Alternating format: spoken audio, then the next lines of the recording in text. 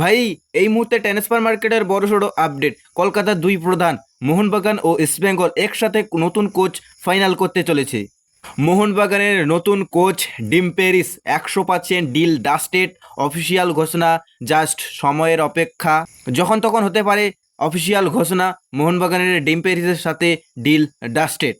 আর অন্যদিকে ইস্টবেঙ্গলের coach Anthony রোবেস Habas.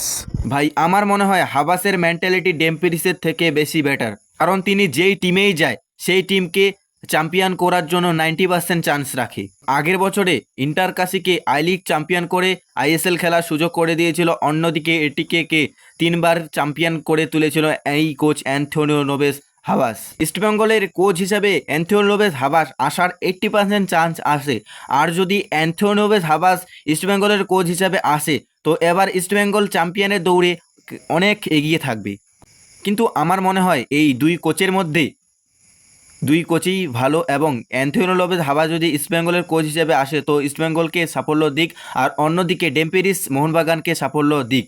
এই দুই কোচের মধ্যে কোন কোচ তোমার পছন্দের জানাও কমেন্ট বক্সে, এবং আইএসএল এর সমস্ত রকম আপডেট পেতে বিএস স্পোর্টস চ্যানেলকে ফলো করুন। দেখা হচ্ছে পরবর্তী ভিডিওতে। টাটা।